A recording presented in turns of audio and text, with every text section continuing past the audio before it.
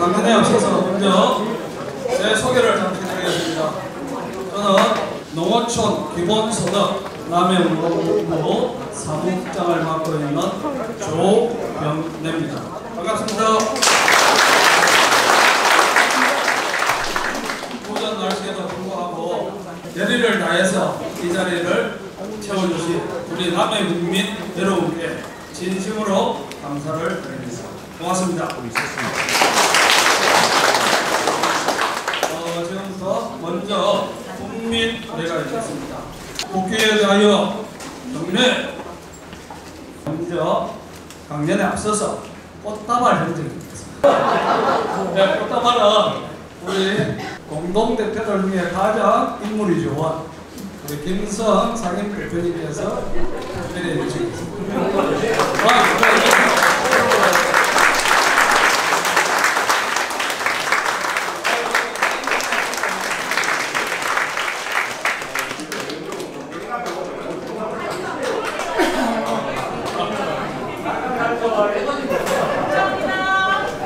자, 이제 오늘 강의를 해주실 강사님을 자세히 좀 소개를 드리도록 하겠습니다. 기본소득법 연내 제정을 위해 지금 전국을 돌면서 입법 간담회와 캠페인을 지금 선두에 서서 펼치고 계시며, 사실 실제는 기본소득당인데 이 농어촌 기본소득 실현을 위해서 본인 말씀이 당명조차도 농어촌 기본소득당으로 개명을 하신 겁니다.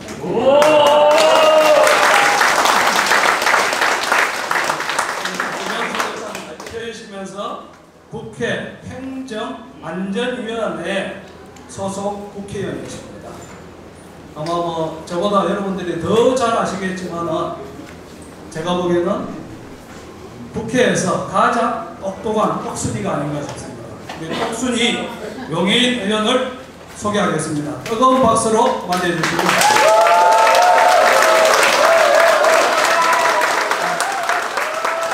네, 반갑습니다. 제가 그 당명 개정 절차를 밟고 있는 건 아니고요. 네, 진짜로 농어촌 기본소득 연내에 반드시 입법해내겠다라는 각오를 가지고 이렇게 소개하고 있습니다. 농어촌 기본소득당 대표 맡고 있는 용해입니다. 반갑습니다.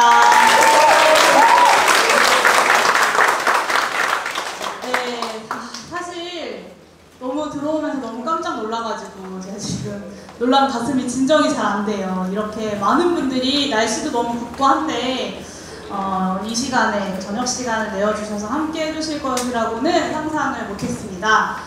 정말 이곳 남해 지역에서의 농어촌 기본소득에 대한 열정과 의지가 얼마나 큰지를 확인할 수 있는 것 같습니다. 사실 오늘이 제가 딱 2박 3일 하루에 5개 정도의 일정을 소화하면서 충남, 공주, 그리고 예산, 영주, 진주를 거쳐서 오늘이 이제 2박 3일의 마지막 일정이고, 저녁 이 행사 끝나면 이제 차를 타고 서울로 가게 되는데요. 2박 3일 동안 피곤한 것들을 싹 잊을 정도로 오늘 많은 분들이 정말 이곳을 채워주셔서 진심으로 감사드립니다.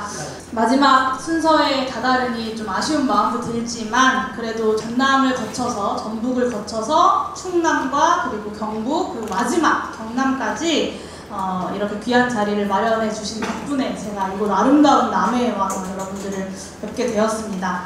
사실 앞선 지역에서는 주로 이제 농촌 지역을 많이 다녔어요. 농촌 지역에 많이 다녔는데, 오다 보니까 남해에 딱 들어오자마자 저희 차 안에 우와라는 소리가 끊임없이 나왔거든요. 정말 아름다운 바다를 가진 이곳 남해에 오니 조금 어업에 종사하시거나 아니면 바닷가 마을에 살고 계시는 분들의 어떤 현장의 이야기들도 많이 들을 수 있지 않을까, 그래서 더 깊이 있는 토론이 가능하지 않을까라는 기대가 됩니다. 그리고 이제 본격적으로 오늘 제가 여러분들께 드릴 말씀을 시작해 보도록 하겠습니다. 네, 화면이 안 넘어가요.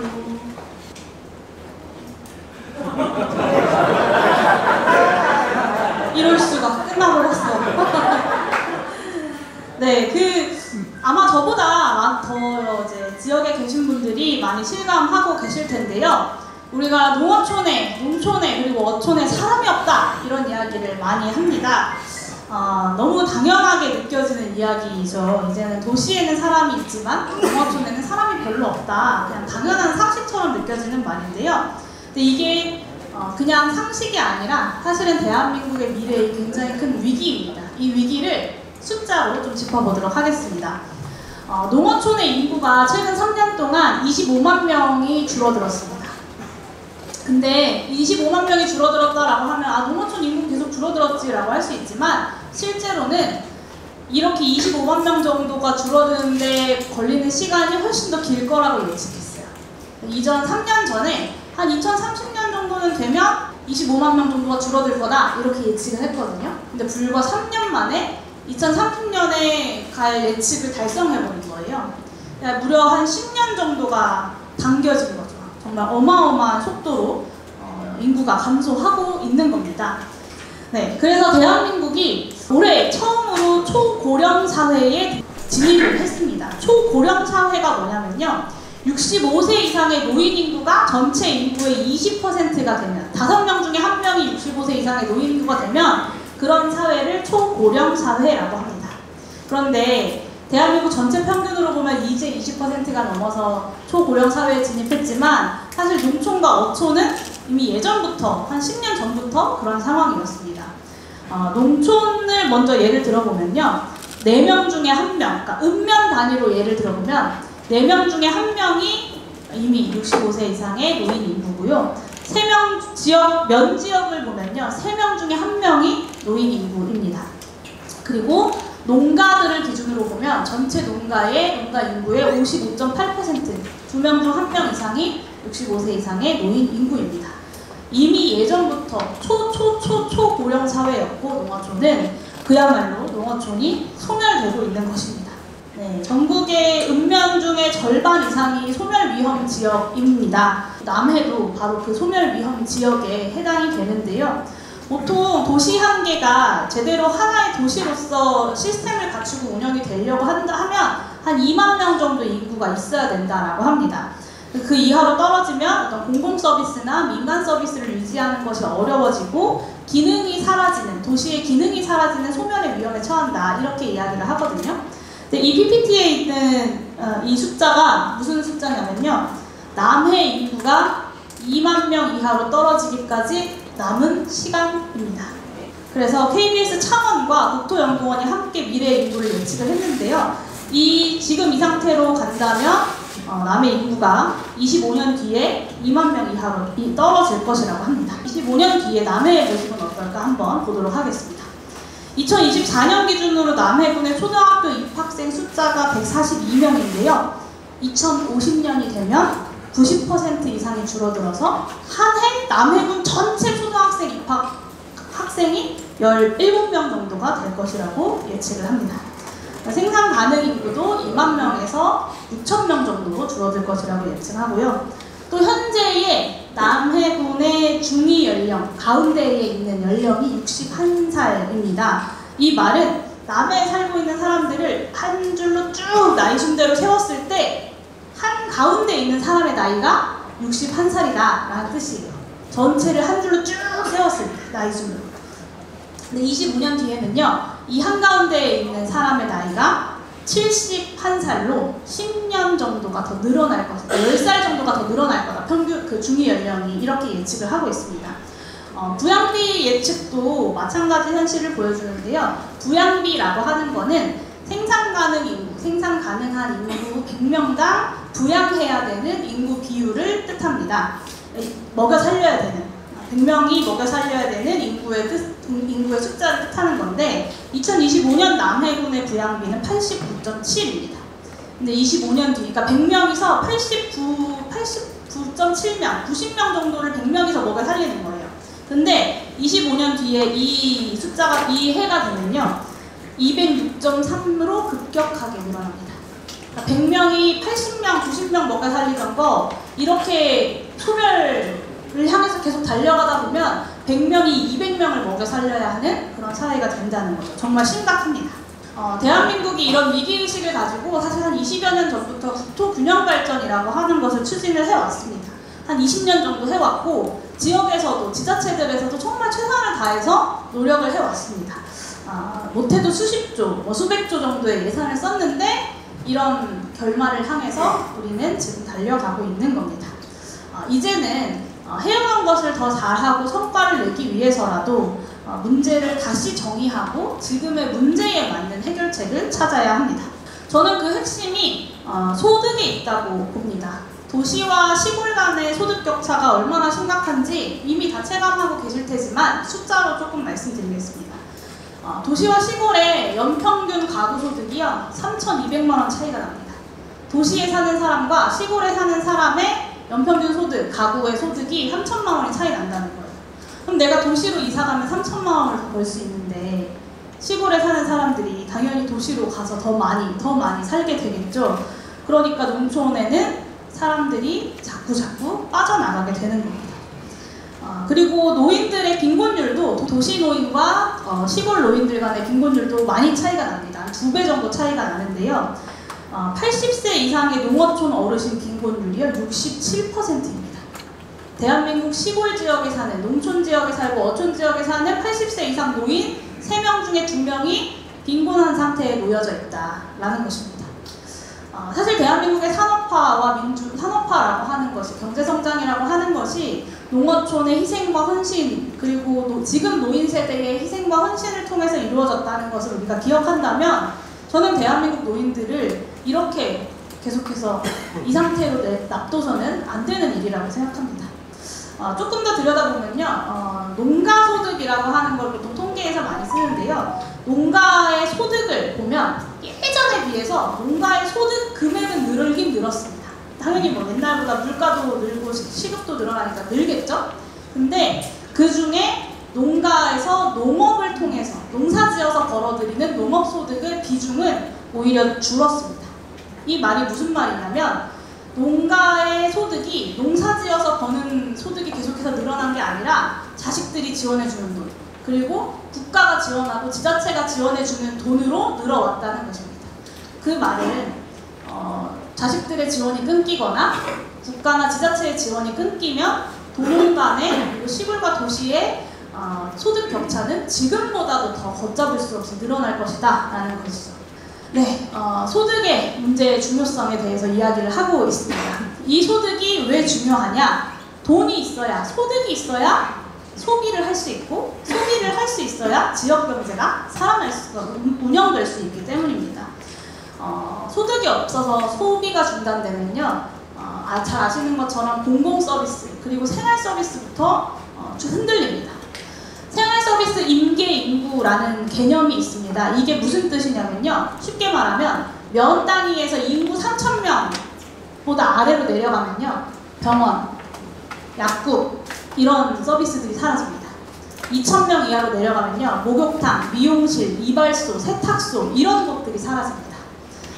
결국에는 면 단위, 읍 단위 인구가 3,000명 이하로 떨어지고 2,000명 이하로 떨어지면 가장 먼저 면지역, 읍지역에 살고 있는 주민들의 건강이 먼저 위협받고, 그 다음은 기본적인 생활 서비스가 유지되지 않는다라는 것이죠. 그러면 전국에 있는 대한민국의 읍면 중에 실제로 어느 정도의 읍면이 그런 상태에 놓여 있냐? 전체 읍면 중에요, 3,000명 이하로 떨어진 곳이 절반입니다.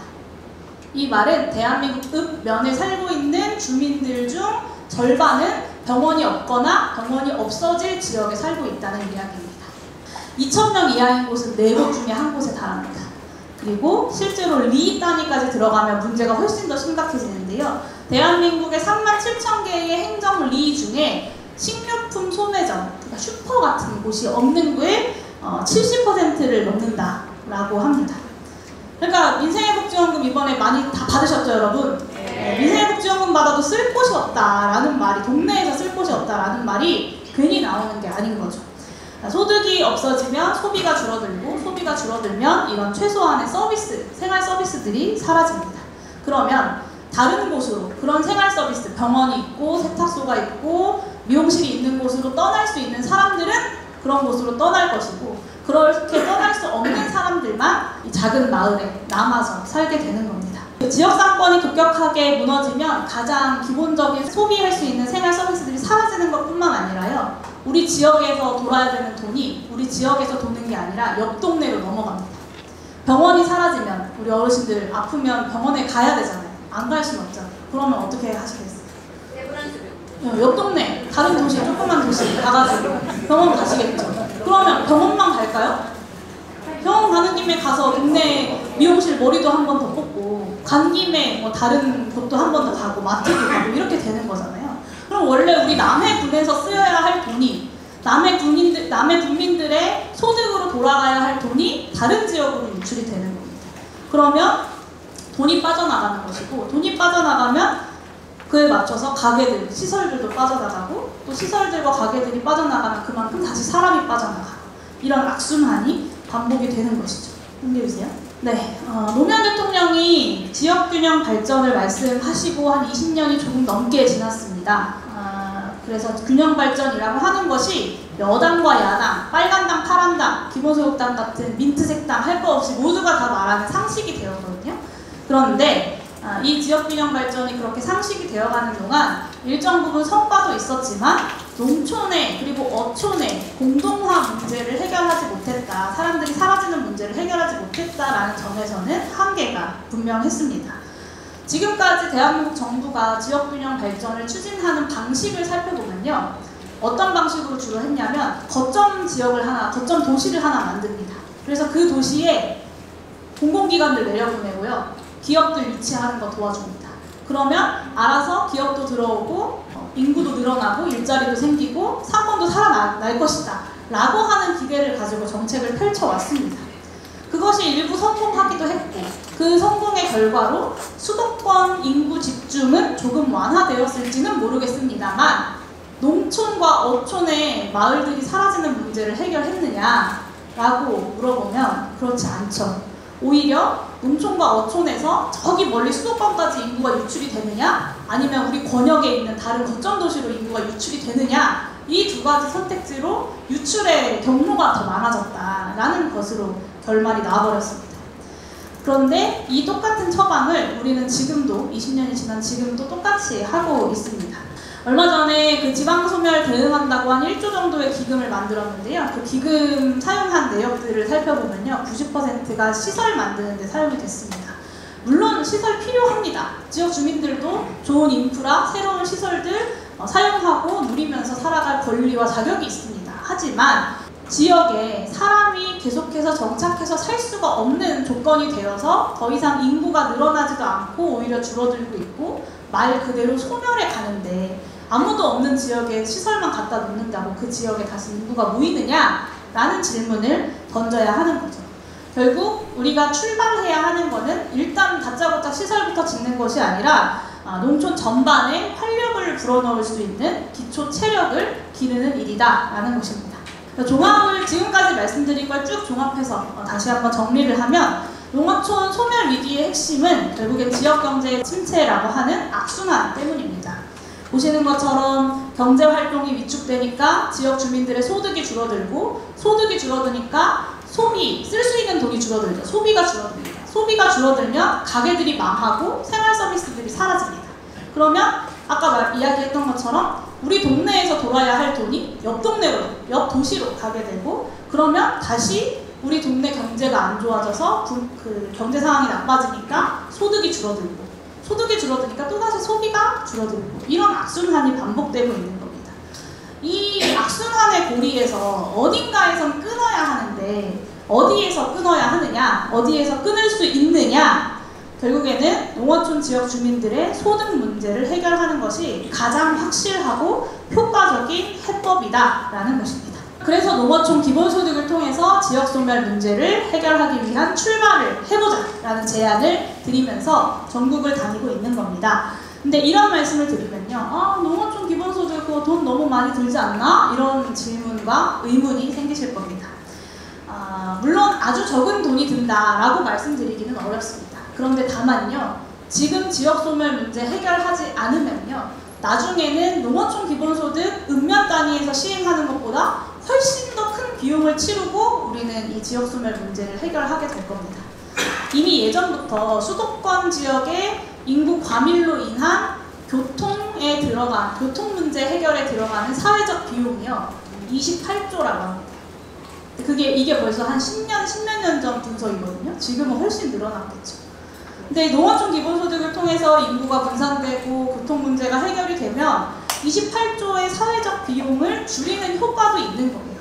그러니까 단순히 기본소득을 하는 것이 다 비용인 것이 아니라 이 기본소득을 통해서 발생하는 여러 사회적인 효과들을 통해서 우리가 기존에 드리고 있던 비용들을 줄여나가는 효과가 생겨나는 거죠. 거기에 더해서 지역경제가 살아나는 경제적 효과도 발생하게 되는 것이고요. 국토 불균형으로 인해서 이미 수십조, 수백조의 사회적 비용이 매년 쌓이고 있습니다. 나중에 이걸 더 시간이 지나고 문제가 더 심각해진 다음에 돌이키려고 하면 아마 천문학적 비용을 대한민국 사회는 감당해야 할 겁니다. 20년 전에 지역균형 발전 논의가 처음 시작됐을 때 여러 가지 정책들과 함께 매월 20만원, 30만원이라도 농어촌 지역 주민들한테 지급을 했다면 저는 지금과 같은 상황보다는 훨씬 더 나은 조건 속에 놓여있지 않을까라는 생각을 합니다.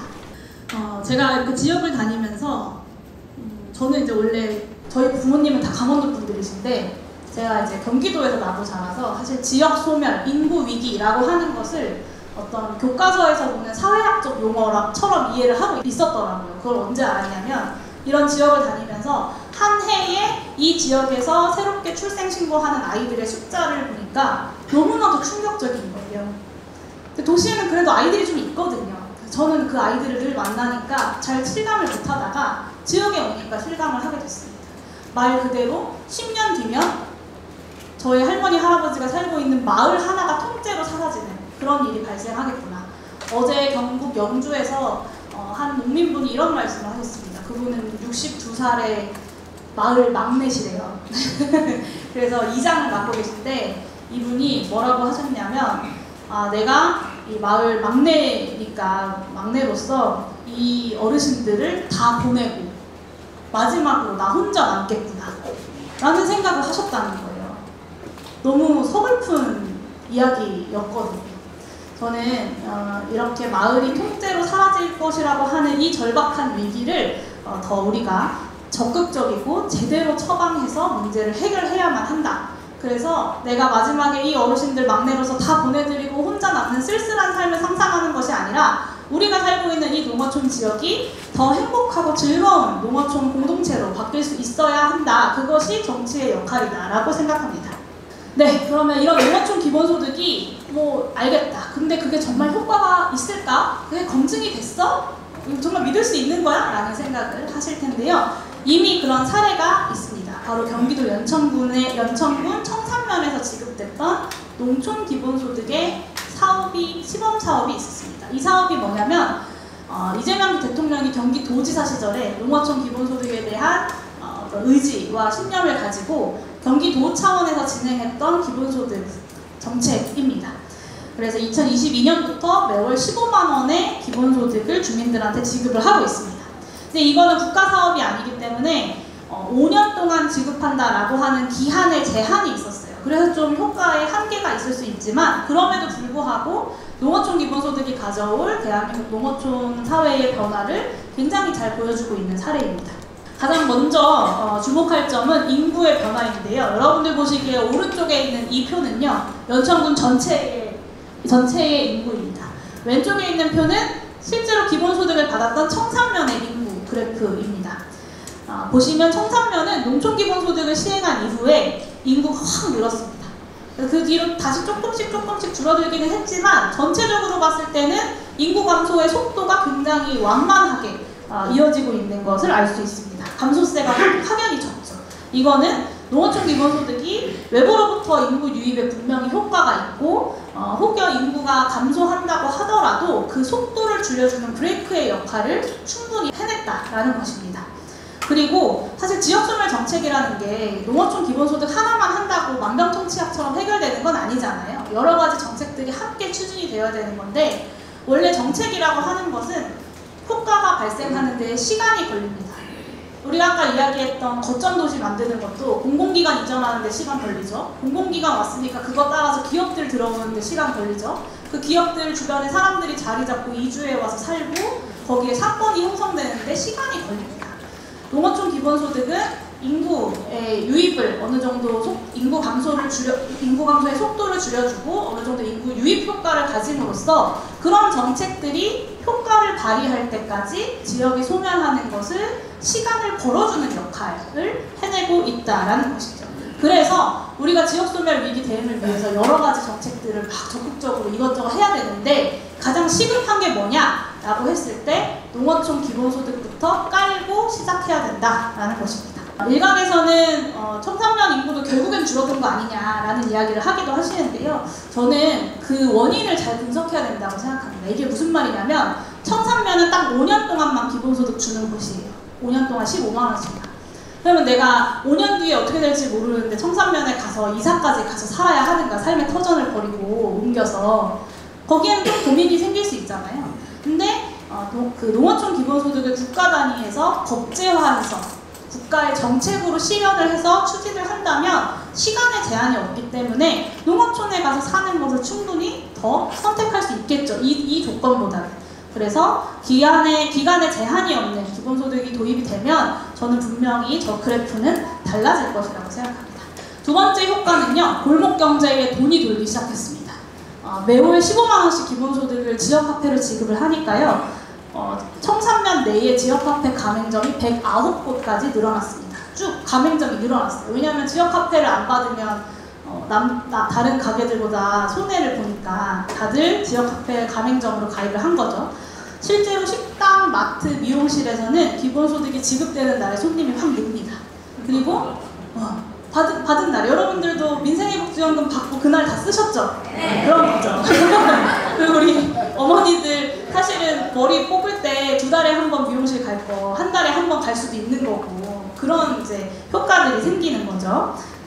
그래서 지역화폐였던 청산카드의 결제 비중이 30-40%에 달할 정도로 소상공인들이 효과 체감을 많이 했습니다.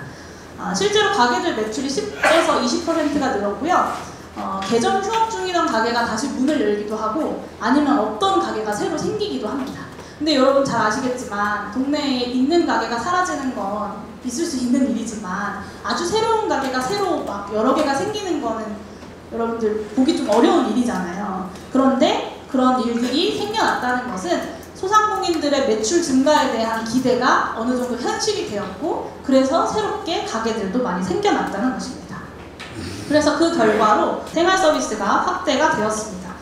식당도 늘고 미용실, 옷가게 이런 새로운 업종들도 생겨났습니다. 저거는 이제 2020년에 전국민 재난지원금 때의 기사를 갖고 온 건데요.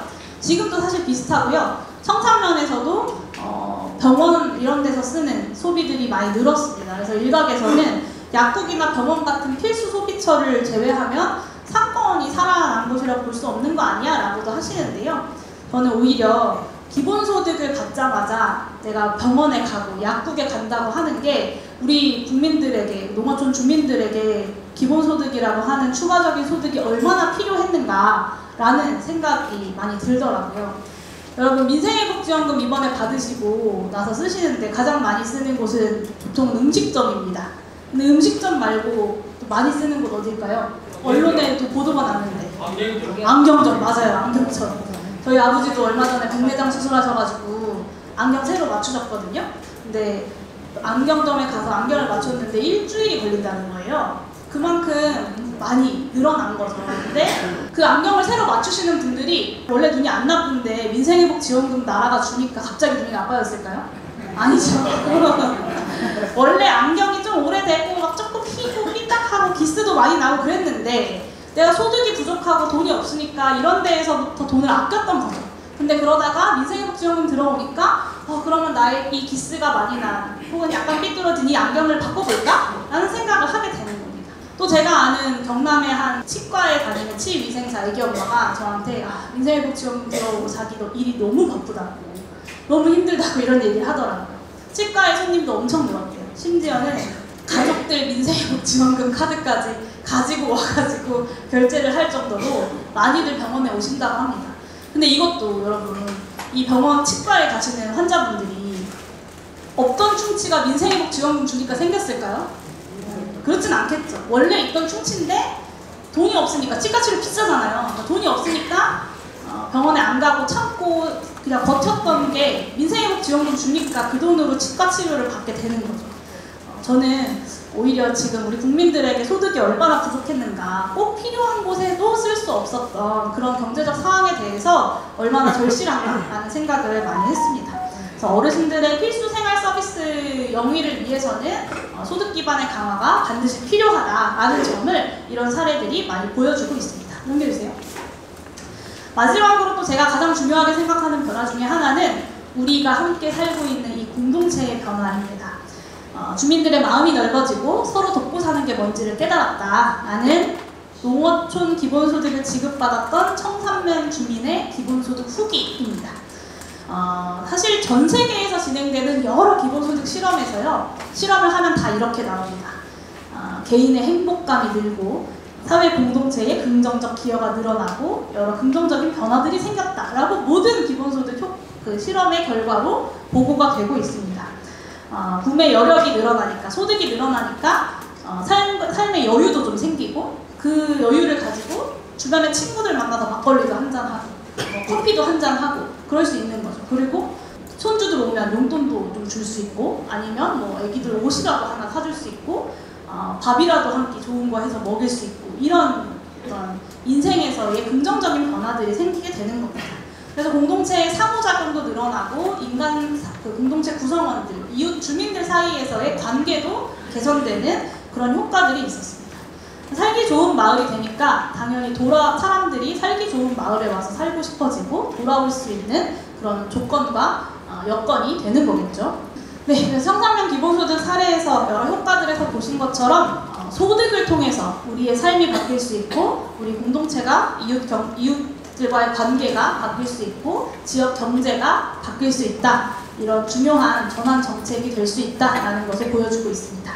그러면 이제 농어촌 기본소득을 구체적으로 어떻게 설계해서 여러분들에게 지급할 것인가에 대한 구체적인 이야기를 간단히 말씀드리도록 하겠습니다. 네, 핵심은 지역소멸 위기가 정말 심각하다라고 하는 이 중대성을 고려해서 전면적으로 대응해야 된다라는 것입니다. 사실 제가 지금 농어촌 기본소득 법안을 발의하려고 동료 국회의원님들의 도장을 받고 있거든요.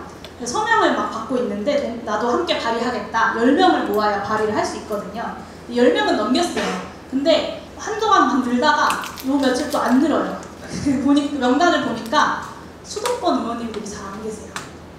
이 문제가 얼마나 심각한지, 얼마나 절실한지 이것을 현장에서 실감하고 체감하지 않으니까 이것에 대한 어떤 위기감, 이 감각이 많이 다르더라고요.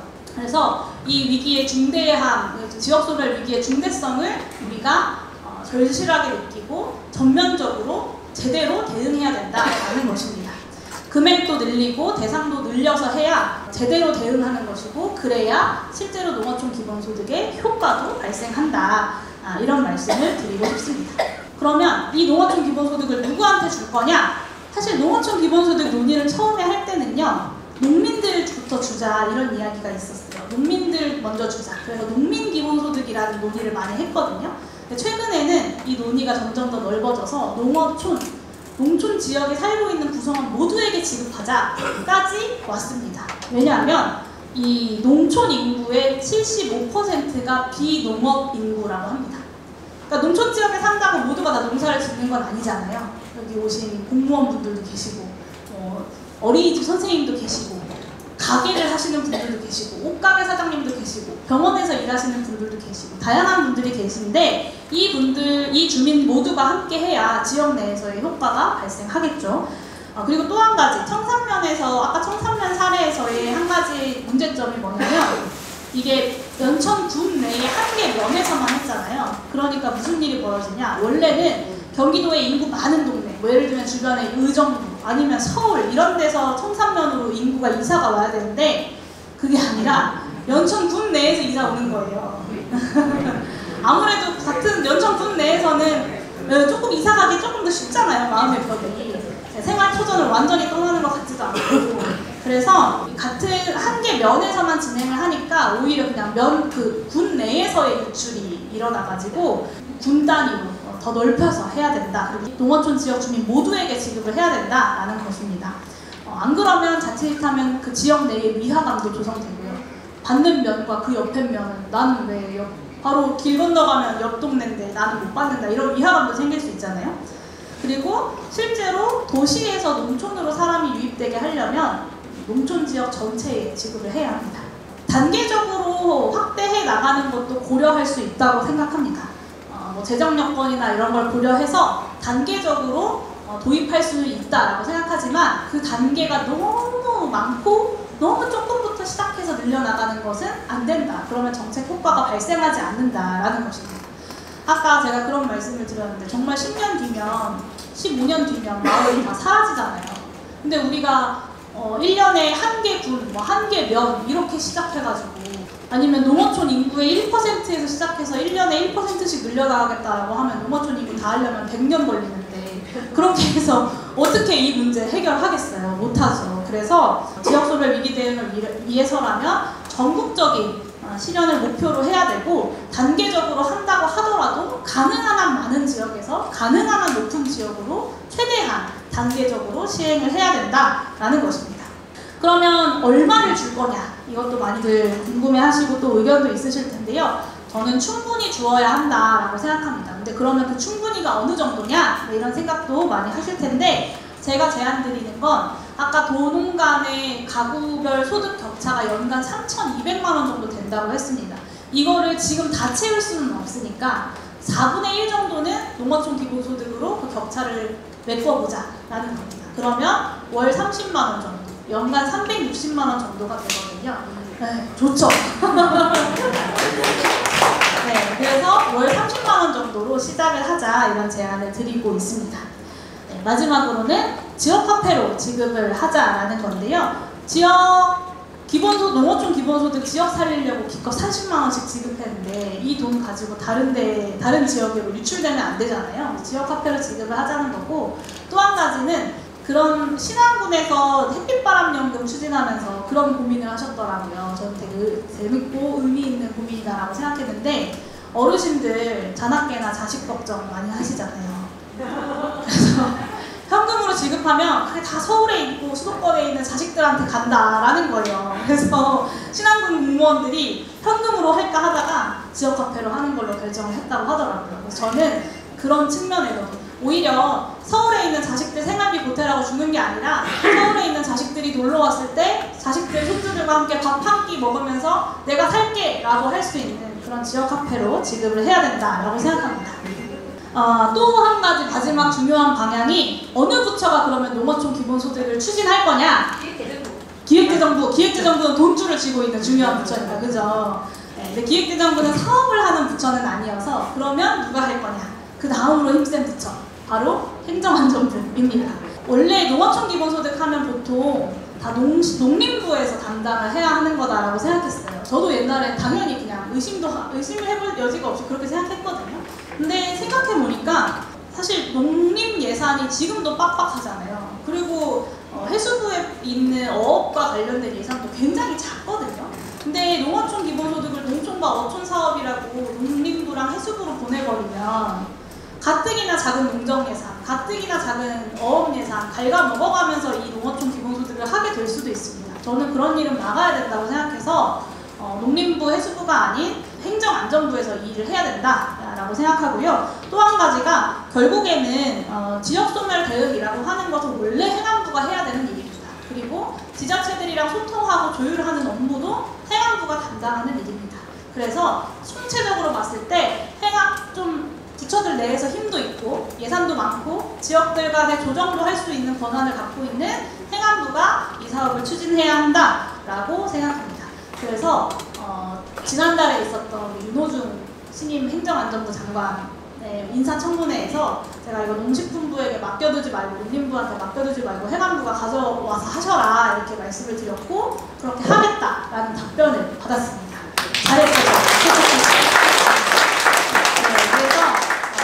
그렇게 될 수 있도록 제가 장관들 포함해서 의원들까지 열심히 설득하겠다라는 약속도 드리고요. 그래서 이 법안을 제가 이제 8월 말에 발의를 할 건데 지금 도장 받고 있다고 했잖아요. 근데 법안을 대표 발의하는 사람이 법안을 만든 사람인데 이 대표 발의를 최대 3명까지 같이 할 수 있어요. 그래서 저 혼자 발의하는 게 아니라 행정안전부를 감시 견제하는 역할을 맡고 있는 국회의 행정안전위원회의 위원장이 전남 나주 화순 지역구를 가진 신정훈 위원장님이십니다. 제가 신정훈 위원장님을 대표 발의로 함께 해주십사 요청을 드려서 신정훈 위원장님과 제가 함께 대표 발의를 하는 법안이 되었고요.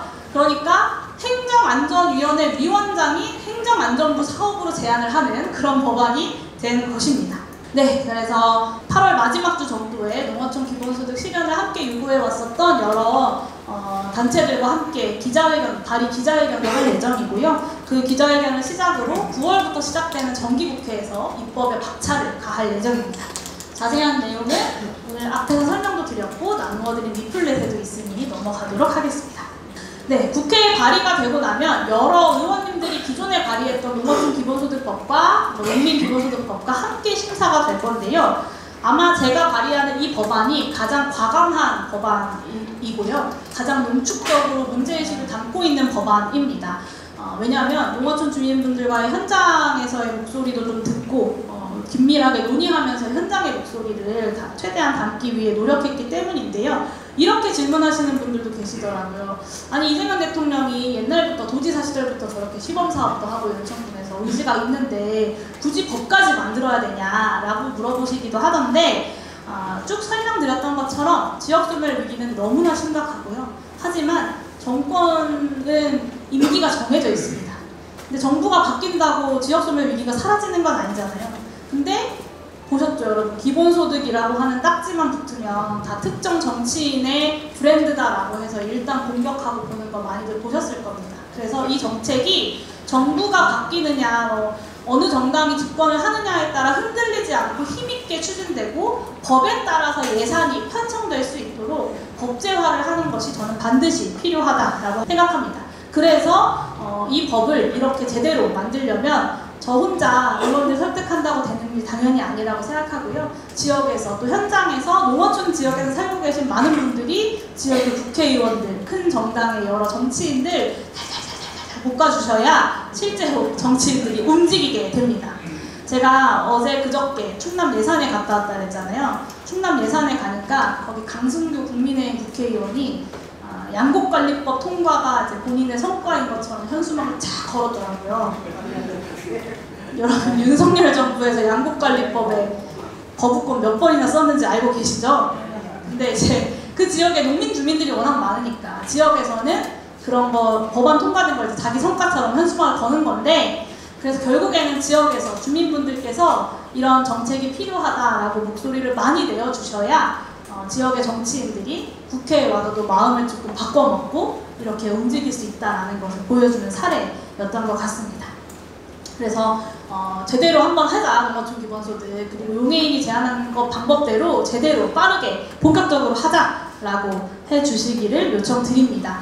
저와 기본소득당은 농어촌 기본소득법 연내 제정을 전 당적인 과제로 두고 체계적으로 준비하고 또 기획해 나가겠습니다. 오늘 경남을 마지막으로 입법 간담회 전국 순회를 일단 마치게 되는데요. 이렇게 전국에서 만난 분들의 목소리를 모아서 법안을 발의하고 또 국회에서 농어촌 기본소득 발의하신 분들 또 관심 주신 분들과 초당적으로 힘을 모아 나가고 싶습니다. 그래서 9월에는 정기국회 시작과 함께 기본소득당만 하는 게 아니라 정말 초당적으로 이 농어촌 기본소득이 필요하다고 생각하는 사람들이 모여서 전국적 농어촌 기본소득 추진연대를 구성할 예정이고요. 10월에는 국민입법 청원 서명운동에 돌입할 예정입니다. 그리고 11월에는 농어촌 기본소득 입법 청원 국민대회를 열어서 전국적으로 농어촌 기본소득을 요구하는 국민들이 이렇게 많다라고 하는 것을 사회적으로 한번 보여주자라는 계획도 가지고 있습니다. 그리고 국회에서는 농어촌 지역뿐만 아니라 수도권의 의원님들까지 모아서 농어촌 기본소득 추진의원단이라고 하는 것도 만들어 보려고 합니다. 그렇게 해서 11월이 되면 원래 11월에 국회가 일을 가장 열심히 하거든요. 국정감사 마치고 나면 11월, 12월에는 예산안 심사를 하고요. 예산안 심사를 할 때 내년도 사업에 필요한 법안들을 한꺼번에 쭈루룩 심사해서 통과를 시킵니다. 그래서 11월, 12월 국회가 1년의 국회 중에 제일 중요해요. 그 11월, 12월 국회에서 농어촌 기본소득법 제정하고 내년도 예산안에 농어촌 기본소득 예산까지 넣어서 내년 중에는 기본소득이 실제로 여러분들에게 지급이 될 수 있도록 하는 것이 제가 가지고 있는 목표이자 계획입니다. 그래서 여러분들께서 제가 기본소득당에 이런 사람들 좀 더 만나서 더 설득해줬으면 좋겠다, 이런 단체들 좀 더 만나보면 좋겠다 라고 하는 곳들이 있으시면 저희한테 말씀해 주시면 제가 최선을 다해서 뛰겠습니다. 이제 진짜 마무리할 예정인데요. 11월 3일 이후에 대한민국 참 어려웠습니다. 네, 그럼에도 불구하고 위대한 국민들의 저력으로 지금까지 올 수 있었습니다. 내란도 막아내고 정권교체도 이루어낼 수 있었는데요. 그리고 이제는 그런 어떤 정쟁에 대한민국 정치가 휘청휘청하는 것이 아니라 개인의 이익을 위해서 정치가 달려가는 것이 아니라 정말 국민을 위한 개혁의 시간이 열렸다라고 저는 생각합니다. 그럼 그 개혁의 시간에 첫 번째 개혁을 무엇으로 할 거냐? 저는 농촌과 어촌을 위한 농어촌 기본소득이 첫 번째 개혁 과제라고 생각했습니다. 이 정책이 지역을 살리고 농촌과 어촌을 살리고 대한민국의 미래를 살리는 가장 핵심적인 그리고 전국민 기본소득으로 나아가는 첫걸음이다 라고 확신했기 때문입니다. 근데 이 과정은요, 앞서 말씀드린 것처럼 결국에 국민들과 함께 해야 합니다. 정치는 국민이 하는 것이다 라고 대통령이 여러 번 이야기했던 것처럼 결국에는 개혁이라고 하는 것이 주권자 국민들의 목소리를 중심에 두고 추진이 되어야 여러 반발들이나 혹은 마타도어 어떤 선동에도 불구하고 우리가 추진하고자 하는 개혁들이 국민들을 위해서 휘어지지 않고 앞으로 나아갈 수 있기 때문입니다.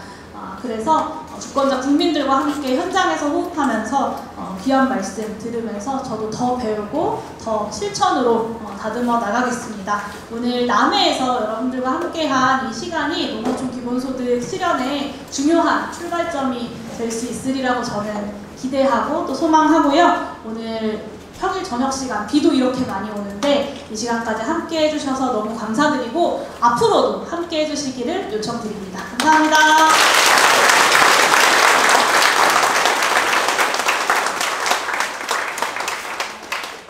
네, 45분 동안 열띤 강의를 해주신 용혜인 위원님께 뜨거운 박수 한번 더.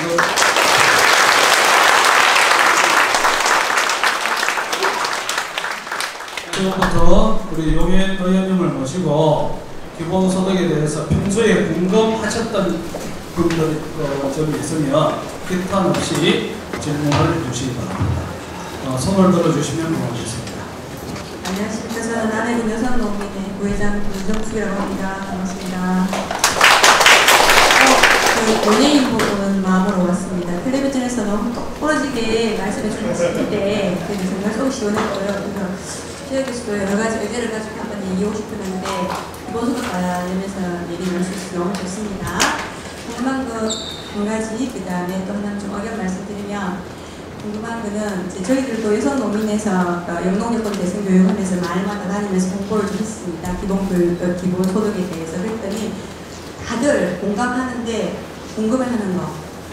나라가 지금 돈이 부족한데 어떻게 이 예산을 갖고 하려고 하는 게 제일 큰 질문이어서 이거는 정말로 누구라도 이제 설명해서 쉽게 알아들 수 있고 공감할 수 있는 그런 내용이 좀 필요한 예산 같은 거 하나 하시는 거 하나 있고 또 하나는 이건 좀 주문인데요, 바램인데 기본소득이 이제 진짜 농촌 소멸을 막는 최후의 부분이긴 하겠지만 저는 이제 우리 또 농민운동 하면서 드는 고민이 지금의 농산 가격이 적정 가격이 아니고 계속 생산비가 하락되고 있는 상황이기 때문에 농촌에서의 어떤 농어촌의 어떤 소득으로서의 우리나라 생산량을 앱으로 치면은 농업이 굉장히 큰 부분을 차지하는 산업이거든요. 그래서 지금 우리 우려 중에 하나는 어떤 정부에서도 농촌을 복지 대상, 수혜 대상으로만 생각하는 것이 아닌가. 그렇지 않다. 우리가 충분히 생산을 하고 우리가 그 소득을 가지고 지역을 먹여 살리고 국가를 먹여 살리는 충분한 산업이다. 그러므로 하나의 축은 농촌을 살리는 하나의 축은 농어촌 기본소득인데 이것이 모든 것을 설명해서는 안 된다. 반드시 적정한 농산물 가격이 보장될 수 있도록 하는 그런 걸 농해수위와 함께 연대해서 농어촌 살리는 데 힘을 좀 써달라는 주문을 드립니다. 이상입니다. 감사합니다. 네, 감사합니다. 재정에 대해서 많이 걱정하시는데요. 대한민국 GDP가 2,500조 정도 됩니다. 그 중에 1%만 지역 소멸, 농어촌을 위해서 쓴다라고 하면 25조 정도거든요. 대한민국의 농어촌 지역이 통으로 10년, 15년 뒤면 사라지게 생겼는데 GDP의 1%를 못 쓸까라고 생각하면 저는 그렇지 않다고 생각합니다.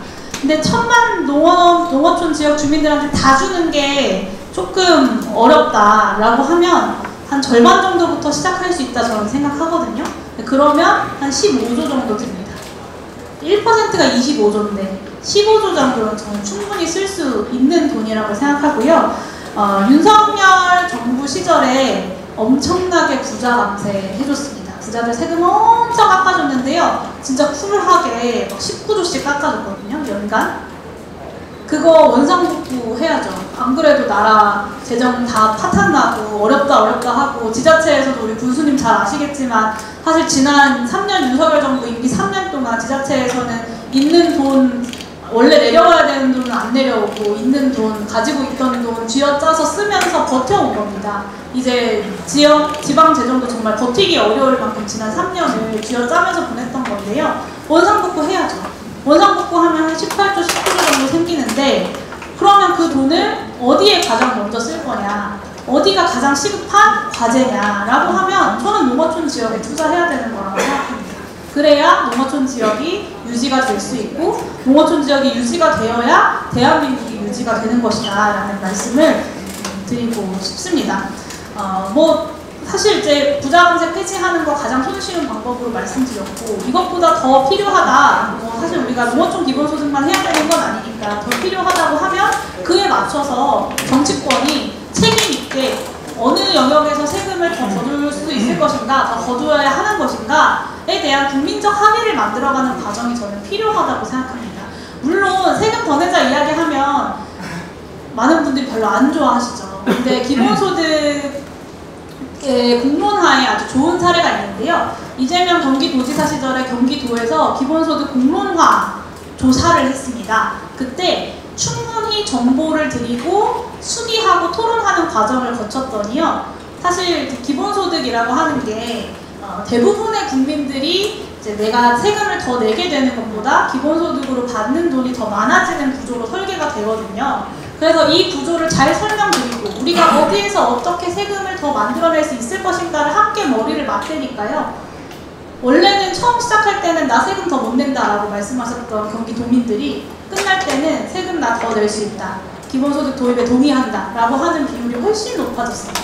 저는 우리 국민들이 충분히 머리를 맞대고 지혜로운 논의들을 해나갈 수 있는 힘이 있는 그런 국민들이시라고 저는 생각하고 그 역할을 마다하지 않고 나가는 것이 또 정치권의 역할이지 않은가 라는 생각이 듭니다. 그리고 농산물의 여러 가격들, 생산비와 농업 과정에서의 여러 가지 어려운 문제에 대해서 제가 전국을 다니면서 정말 여러 가지 경로로 많이 들었습니다. 청년 농민들 같은 경우에는 농지를 구하는 게 어렵다 이런 이야기도 많이 하시고 생산물 가격이 보장되지 않는 여러 가지 문제에 대해서도 많이 들었습니다.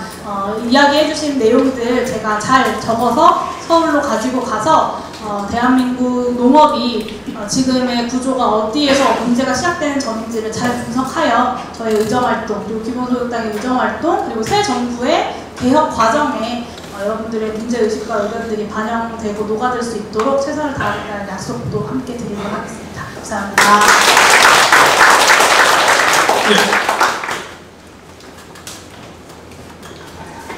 네, 한 가지 좀 오늘 의원님 오셔가지고 좋은 강의 해주시고 굉장히 좀 설득력 있고 저도 좀 상당히 많이 공감을 했습니다. 근데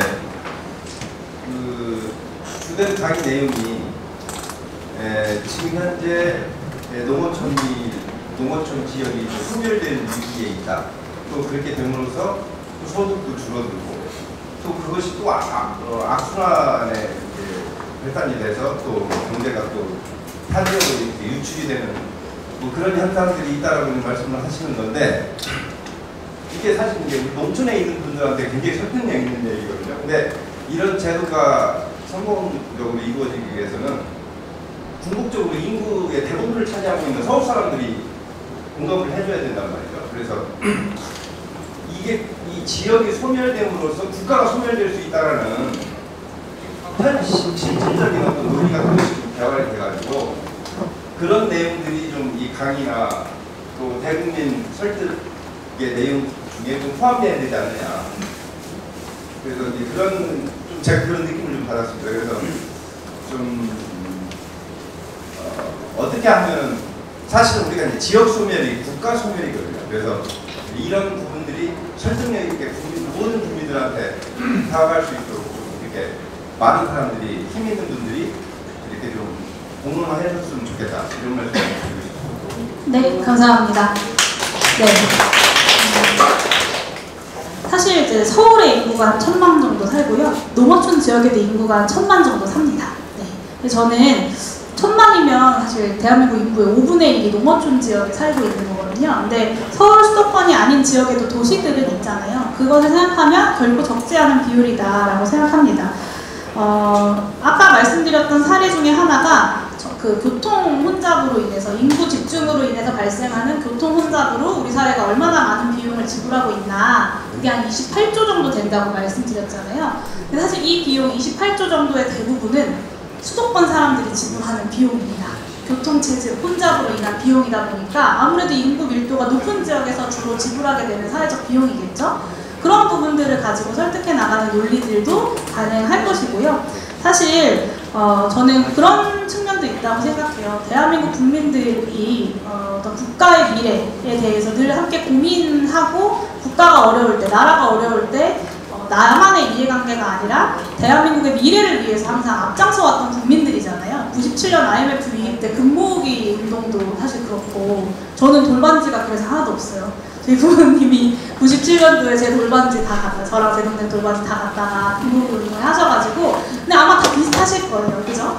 네. 그래서 대한민국의 위기라고 하는 것이 지역 소멸의 위기가 결국엔 대한민국의 위기가 되고, 농어촌이 무너지면 우리의 농업 먹거리부터 시작해서 지역 수많은 시, 군 단위들부터 마을은 말할 것도 없고 리 단위, 면 단위, 읍 단위, 그리고 시, 군 단위까지도 사라지게 된다. 그리고 그것이 대한민국 경제에 가지고 올 어마어마한 충격, 이런 것들에 대해서 설득한다면 저는 농어촌 지역이 아닌 지역에 살고 있어서 농어촌 기본소득이 나의 이해관계와 상관없거나 상관없다고 느끼시는 분들에게도 대한민국의 전체의 과제로서 함께 결정할 수 있는 부분이라고 생각합니다. 농어촌 지역에 살고 있는 1000만 명 국민들의 기본적인 생활권이 무너지고 있는데 이걸 못한다는 건 저는 말이 안 되는 일이라고 생각하고요. 1000만의 국민들 역시 대한민국의 국민이다라는 점을 말씀드리고 싶습니다. 사실 지역 소멸의 책임은 소멸되는 지역에 살고 있는 주민들의 책임이 아닙니다. 그렇잖아요. 우리는 소멸될 위기에 처해 있는 지역에서 살아가면서 오히려 더 살기 어려운 여러 가지 생활 서비스, 공공 서비스도 빠져나가고 기본적인 인프라도 누리지 못하면서 살아가고 있는 거죠. 그거의 책임이 지역 소멸 위기 지역에 살고 있는 분들의 책임은 아니잖아요. 오히려 이렇게 인구가 수도권에 집중되게 만드는 시스템을 구축해왔던 정치와 정책의 책임이 있는 것이기 때문에 결국에는 국가가 함께 책임져야 되는 부분이라고 생각하고, 농어촌 기본소득에 대해서도 우리 국가가 함께 책임져야 할 부분으로서 그 정책들을 만들고 설계해 나가는 것이 필요하다고 생각합니다. 말씀 주신 것처럼 그런 내용들을 더 보강하고 더 설득할 수 있는 컨텐츠들을 만들어서 더 널리 알릴 수 있도록 하겠습니다. 시간 관계상 한 2분만 질문을 받도록 하겠습니다. 다음에 말씀을 해주셔서 감사합니다. 현대마을에 사는 전국 장들입니다. 다름이 아니고 기본 소득을 높인다고 하는 그런 좋은데, 지금 현재 농어촌이 사실은 비리다고 보너가 되거든요. 그러면 그분들이 기본 소득을 받는 건 좋은데, 받고 다른 분들이 유입이 돼야 됩니다.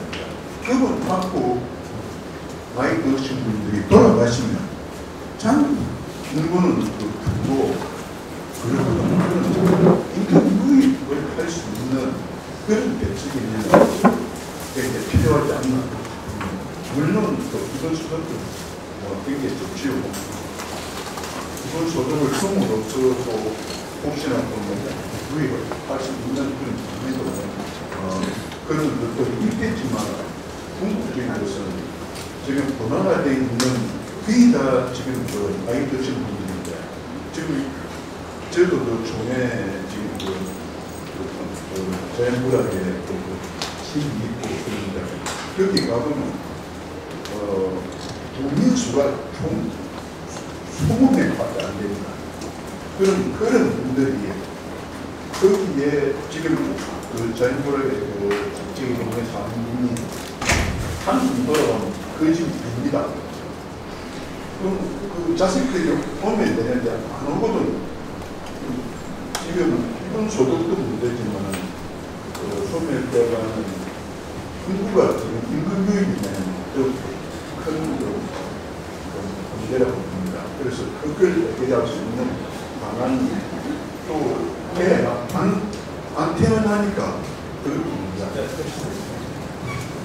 네, 감사합니다. 사실 농어촌 기본소득이야말로 인구 유입의 출발점이 될 수 있는 정책이다라는 말씀을 드리는 건데요. 그 농어촌에 살아야 이득이 된다. 나의 삶의 비용도 좀 줄어들고 여기 와서 사는 것이 어떤 경제적인 이득뿐만 아니라 나의 삶의 질에도 도움이 되고 다양한 측면에서 농촌에 와서 사는 것, 어촌에 와서 사는 것이 나에게 이득이 된다라고 해야 사실 농어촌에 와서 살게 되는 겁니다. 그래서 그 출발점이 기본소득이다라는 말씀을 드린 것이고요. 저는 골든타임은 10년 안쪽이라고 생각합니다. 그 말은 뭐냐면 베이비부머 세대들이 귀농 귀촌을 할 수 있는 마지막 시기라고 생각합니다. 그 10년이. 세대적 그 감각을 좀 차이가 있다. 세대적 감각에 차이가 있다는 것은 인정해야 정책의 효과를 저희는 구체적으로 설정하고 기대할 수 있다라고 보는 건데요. 사실 제가 딱 베이비부머 세대보다 조금 부모님이 58년 개띠보다는 조금 어리시지만 저희 시부모님이 58년 59년이시거든요. 그러니까 딱 베이비부머 세대신데 제 또래나 저보다 어린 세대가 지금 귀농귀촌을 하는 것은 인구 소멸을 충분히 막을 만큼 아주 대량으로 만들어내는 건 지금 당장은 쉽지 않습니다. 결국에는 한 10년 정도의 골든타임에는 이 베이비부머 세대들이 은퇴와 귀농귀촌을 같이 선택지로 고려할 수 있게 해서 인구가 일단 1차적으로 유입이 돼야 되는 거고 거기에 더해서 그 인구 유입으로 시간을 벌면서 추가적인 대책들로 젊은 사람들도 아이를 낳고 시골이나 농촌에서 살아갈 수 있도록 하는 조건을 만들어야 하는 거라고 생각합니다. 저는 이게 현실적인 타임라인이라고 생각하고 그렇게 따지면 한 10년 정도 남았다라고 했을 때 귀농귀촌을 선택하는 은퇴한 베이비부머 세대들이 나의 연금과 기초노령연금 그리고 이 기본소득과 지역에서 자리 잡고 가질 수 있는 꼭 농업이 아니더라도 일자리 아주 도시에서만큼은 못 벌겠지만 어느 정도의 일자리를 갖고 벌었을 때 소득을 가지고 충분히 은퇴한 이후에 10년, 20년의 삶을 계획할 수 있는 그런 조건이 되어야 베이비부머 세대들이 귀농귀촌을 더 많이 선택할 수 있는 거라고 생각하거든요. 1차적으로 그걸 깔고 추가적으로 아이 낳고 키우기 좋은 그런 사회를 만들어감으로써 저출생 문제 해결하고 지역에서 젊은 세대들의 인구도 점차 늘려나가는 이런 방법으로 나아가자. 그래서 그것의 출발점이 농어촌 기본소득이고요. 당연히 농어촌 기본소득만으로 인구가 유입되지는 않습니다. 여기에 더해서 빈집을 어떻게 활용할 것인가, 귀농귀촌을 어떻게 지원할 것인가 이런 측면에 대한 정책적 고민들은 사실 이미 지자체에서도 많이 하고 계신 것으로 알고 있습니다. 이 정책들이 잘 더 추진될 수 있도록 또 적극적으로 지원하는 것도 국회의 역할이라고 생각하고요. 기본소득과 함께 그런 정책들이 믹스매치 될 수 있도록 저도 조금 더 열심히 치열하게 고민해 보도록 하겠습니다. 네, 마지막으로 한 번만 더 받도록 하겠습니다. 예, 반갑습니다. 남해까지 와주셔서 너무 반갑고요. TBS 보던 얼굴도 직접 뵈니 너무 감회가 있습니다. 제가 강의를 잘 들었고요. 처음부터 끝까지 유연하게 논리성을 갖추고 있어서 참 좋았고 설명할 때 군더더기 말 한마디도 필요도 없었습니다. 정확하게 정말 듣기 좋았고요. 궁금한 건 딱 한 가지 입법 가능성에 대해서 제가 조금 더 구체적으로 설명드렸으면 좋았겠다 싶었거든요.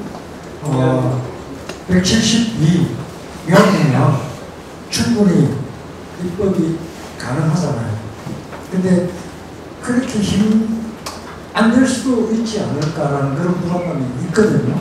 그래서 그 172명에 대해서는 그 이재명 대통령께서 그 이재명과 기본소득이라는 책에 보면 월 60만 원 전 국민에게 168조, 그러면 GDP의 한 10% 가지고 충분히 가능하더라고 이 책도 쓰셨어요. 그러니까 혼자서 너무 고생하지 마시고 대통령님하고 같이 강하게 밀어붙여서 연 안에 꼭 입법 실현됐으면 좋겠습니다. 거기에 대해서 한마디만 덧붙여주시면 고맙습니다. 네, 감사합니다. 저도 그런 불안감을 솔직히 가지고 있습니다. 그래서 저 혼자만의 힘으로는 안 된다고 생각하고 이렇게 지역을 다니면서 농어촌 기본소득에 동의하는 시민들의 목소리가 모여야 172명의 의원들을 움직일 수 있는 거라고 저는 생각합니다. 지난 대선 과정에서 농어촌 주민수당이라고 하는 공약이 공식적으로 이재명 대통령의 공약이었습니다. 그 이유는 기본소득이라고 공약을 내면 보수지에서 경제지에서 막 공격하고 막 하니까 기본소득이라는 단어를 뺀 거예요. 그런데 대통령 후보 본인은 전국을 다니면서 굳이 불어 농어촌 기본소득이라고 이야기하시더라고요. 제가 의지가 굉장히 강하시구나라는 생각을 지난 대선을 치르면서 했는데 실제로 대통령이 되었다고 해서 기재부가 반대하는데 그거를 막 다 쳐내면서 무조건 하고 싶은 대로만 하는 건 쉽지 않을 겁니다. 얼마 전에 국정기획위원회에서 보도가 나왔었는데 한 개 군에서 시작을 하겠다라거나 아니면 1% 농어촌 인구의 1% 정도부터 시작하겠다 이런 보도들이 막 나오더라고요. 아마 좀 반응을 보려고 흘려진 기사일 거라고 예측을 하는데 저는 그렇게 시작해서는 택도 없다라고 생각하는 사람이고 아까도 그런 말씀을 드렸습니다. 1%씩 1년에 1% 늘려가지고 100년 걸리면 그 사이에 마을 다 사라지는데 인구 소멸 어떻게 막겠습니까? 불가능한 일이죠. 그러면 결국에는 제가 말씀드렸던 것은 더 단계적으로 실현한다고 하더라도 조금 더 과감하게, 최대한 범위도 늘리고 금액도 늘려서 할 수 있는 만큼 최대한 늘려서 시작을 해야 그 다음에 100%까지도 가장 빠른 시간 내에 갈 수 있는 것이라고 생각합니다. 그런데 과연 그 논의가 어느 정도까지 가능할 것인가에 있어서 아까 말씀드렸던 것처럼 사회적인 여론과 움직임들을 만들어 가야 하는 거라고 생각합니다. 대통령이 기재부 관료들에게 봐라, 국민들이 저렇게 원하는데 농어촌 주민들이 저렇게 이 농어촌 기본소득이 필요하다고 이야기하는데 우리가 못해도 전국에서 한 개 군만 실현하면 안 되지 않겠느냐 라는 이야기를 할 수 있어야 된다고 저는 생각합니다. 그래야 국회의원들도 움직이는 것이고 그래야 기재부, 정부 행안부 이런 정부 부처들도 움직이게 될 거라고 생각합니다. 그리고 저는 그렇게 된다면 결국에 기본소득에 반대하는 정치 세력들도 그런 국회의원들도 마음을 돌릴 수 있을 거라고 생각합니다. 왜냐하면 선거는 4년마다 돌아오니까요. 그래서 네, 선거가 정치인들한테는 가장 무서운 시간들이라고 하잖아요. 제가 지난 대선 때 전남 영광에 가서 선거운동을 하는데 그 전날 있었던 대선 후보 TV 토론회에서 김문수 후보가 이재명 후보에게 기본소득 그거 뭐 아주 말도 안 되는 거 아닙니까? 이렇게 얘기했는데 전남 영광에 가니까 김문수 명의로 영광 기본소득 시범사업 영광군 선정 뭐 이런 거를 현수막으로 공약으로 걸어놨더라고요. 그래서 자신의 공약이 뭔지도 모르는 그런 후보구나 이런 생각을 저는 좀 했었는데 결국에는 기본소득에 반대하는 의원들도 그렇게 설득을 해나가야 하는 거다라고 저는 생각합니다. 그래서 지금 국회에서 172명까지는 아니지만 한 명이라도 더 많은 의원들이 함께 발의하기 위해서 설득을 하고 또 의원 추진단도 만들려고 하는 거고요. 또 국회 바깥에서는 국회 바깥에서 어떤 초당적으로 시민들의 힘을 모아나가는 과정들이 필요하다라고 생각했기 때문에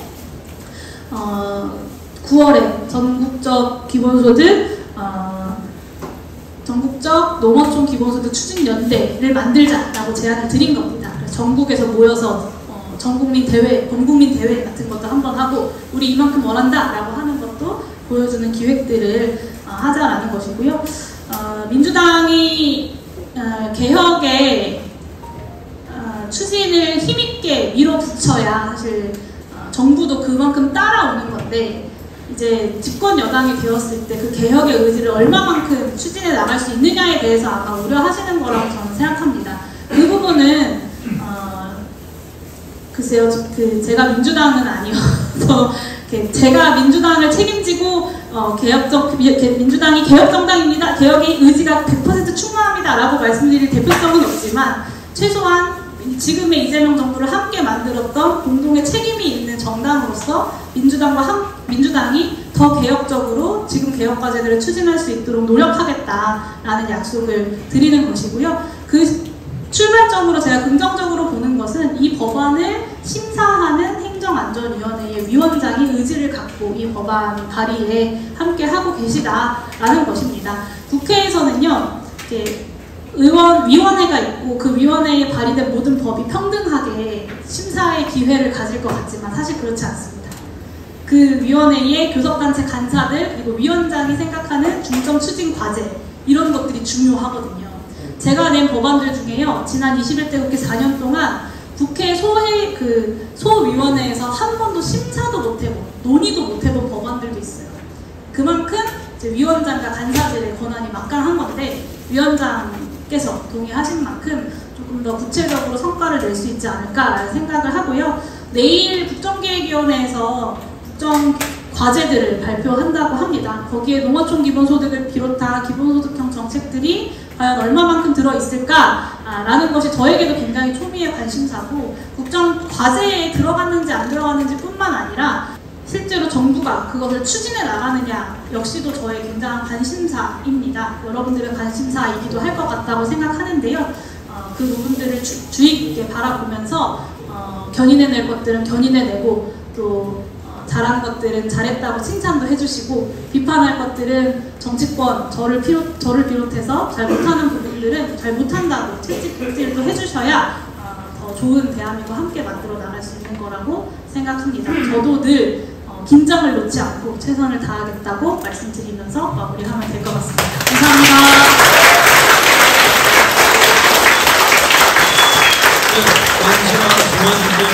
용해인 국회의원님께 마지막으로 다시 한번 박수 부탁드립니다. 모두 자리에 그대로 좀 앉아 계시기 바랍니다. 앉은 그 상태대로 기념사진 촬영을 하도록 하겠습니다. 농어촌 기본소득 적각 실현을 위하여! 농어촌 기본소득 적각 실현을 위하여! 네, 아유, 장시간 수고하셨습니다. 대단히 고맙습니다. 질의응답에 앞서서 잠시만 분위기도 약간 시키고 또 실제 농어촌 기본소득이 내년부터 실현되기 위해서는 또 아주 중요한 분이 계십니다. 우리 군수님이 내리를 가지고 이 부분을 실제 남해군에서 또 해주셔야 됩니다. 잠시 우리 군수님 모시고 인사 말씀드리겠습니다.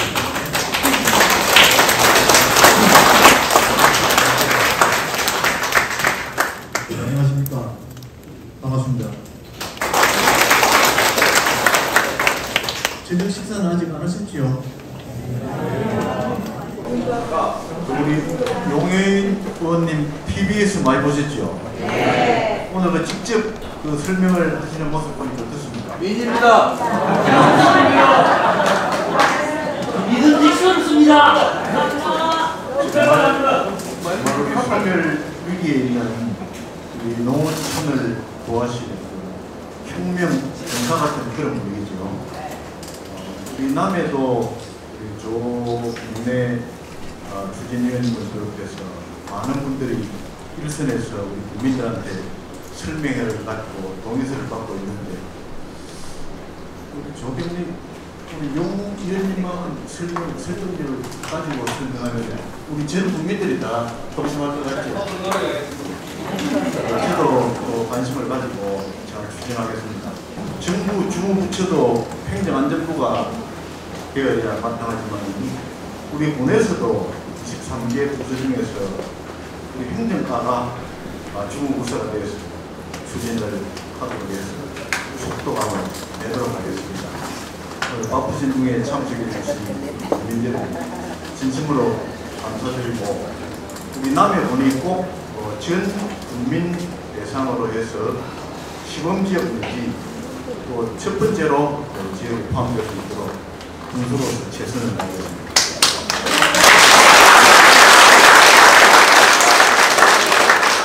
며칠 전에는 우리 김경수 지방시대 위원장님께 이 말씀을 제가 드렸고 또 대통령실 관련 비서관한테도 꼭 남해군이 시범지역으로 제일 먼저 포함될 수 있도록 해달라고 말씀을 드리고 또 예산 부채에도 말씀드립니다. 제가 선두에 서서 우리 남해군이 전국에서 가장 모범적인 농어촌 기본소득 지역으로 진입할 수 있도록 최선을 다하겠습니다. 감사합니다.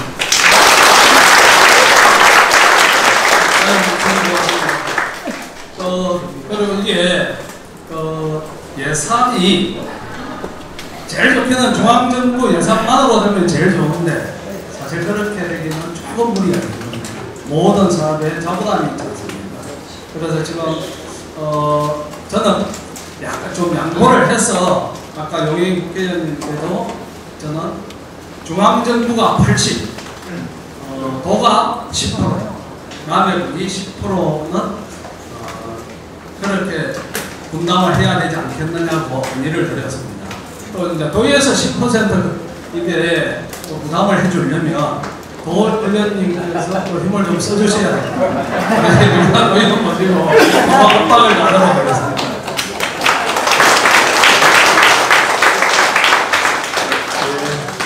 반갑습니다. 다시 한번 인사드리겠습니다. 유경환입니다. 오늘 이 푸른 날씨에도 많은 분들이 이렇게 참석하신 것을 보니까 우리 남해군이 꼭 시범지역으로 선정될 수 있겠다는 이런 확신이 듭니다. 이 사업이 제대로 진행되려면 우리 남해 국민들의 공감대 형성과 참여가 제일 중요하다고 생각이 됩니다. 물론 지금도 우리 추진위원회에서 열심히 하고 있습니다만 오늘 이 자리에 계신 분들께서 전도사가 되셔서 우리 국민들에게 이 내용을 설파하고 참여를 유도하고 공감대를 형성하는 그런 활동들을 함께 해야 되지 않을까 하는 생각을 합니다. 저는 오늘 설천중앙노인대학에서 특강을 좀 해달라는 부탁이 있어서 우리 남해군의 인구 문제와 그 대책에 대한 강의를 했었습니다. 했는데 오늘 이야기를 들으면서 농촌 기본소득 이 내용을 이어야 되겠구나. 그 자료를 내가 못했습니다. 못했는데 전 노인대학을 돌면서 좀 이 농촌 기본소득과 관련된 내용들을 남의 인구 문제와 관련해서 쭉 좀 강의를 하면서 우리 어르신들께 말씀을 드리고 같이 또 공감대를 형성하고 동참을 유도하도록 그렇게 하고 또 아까 우리 사장님께서 말씀하신 우리 도에서도 정말 이렇게 정도비를 분담할 수 있도록 하는 일에도 최선을 다해서 앞장서도록 하겠습니다. 아마 우리 좀 이따가 또 공동대표님 맡고 계시는 하범만 의원님을 모셔서 이야기를 들을 것 같습니다만 하루빨리 또 우리 본조례, 도조례도 제정이 되어야 될 것 같습니다.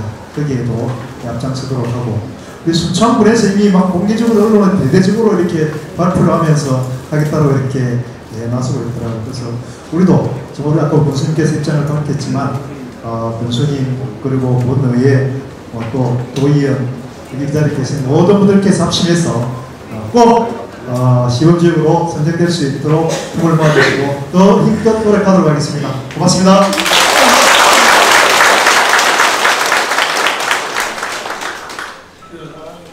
인사 말씀을 한 번만 더 드리도록 하겠습니다. 이게 연내에 남해군 조례 제정을 위해서는 남해군 의회의 협조가 있어야 됩니다. 남해군 의회를 대표해서 지금 우리 하범만 사선 의원님 와 계십니다. 하범만 의원님을 한 번만 더 압박을 하고 이어서 8시 30분까지 질의응답 시간으로 진행을 하겠습니다. 예, 반갑습니다. 인사드리겠습니다. 예, 용인 우리 위원님께서 바쁘신데도 우리 남해까지 오셔서 노총 기본소득에 대해서 우리 국민들에게 충분하게 이렇게 말씀도 하시고 공감도 했으리라 이렇게 생각합니다. 저는 그 중현 노인대학에 가서 이 농어촌 기본소득이야말로 우리 지역을 살리고 우리 면을 살리는 게 농어촌 기본소득이다라는 이야기를 충분히 저는 했습니다. 우리 도의원님께서는 안 하시다겠는데 저는 그에 대해서 많은 설명도 하고 또 우리 어르신들도 그에 대해서 많은 이렇게 공감도 하시고 또 그리 돼야만이 우리 서면 지역도 우리 남해도 지역도 함께 같이 살지 않느냐 이렇게 생각을 합니다. 우리 농어촌 기본소득은 사실 보면은 지금 우리 도농 간의 소득 격차라든지 여러 가지 지금 인구 소멸, 또 지역 경제 이런 거 보면은 꼭 필요한 지금 꼭 필요한 이 시대에 화두가 아닌가 이렇게 생각합니다. 우리 의회에서도 충분한 그런 공감대를 가지고 있고 우리 김선 그리고 최경진 우리 또 공동대표하고 우리 조병래 국장님께서도 우리 의회랑 충분히 또 소통을 했습니다. 그렇기 때문에 이게 내년에 시작이 된다면은 경남에서도 아마 이 한두 군데가 될 것 같은데 아마 이 시범지역으로 그러면 남해군에서 제일 먼저 해야 되지 않겠습니까? 그래서 우리 국민들의 우리 또 열렬한 또 많은 또 이렇게 또 호응도 하시고 또 수용성도 충분히 갖춰져 있기 때문에 우리 남해군이 꼭 이렇게 선정이 되어서 경남도에서도 선도적으로 이렇게 먼저 좀 이끌어갔으면 좋겠다는 그런 생각이 듭니다. 아무튼 오늘 이 강의를 듣고 우리 국민들이 많은 곳으로 전파를 해서 호응이 되기를 기대하겠습니다. 좋은 시간 되십시오. 고맙습니다.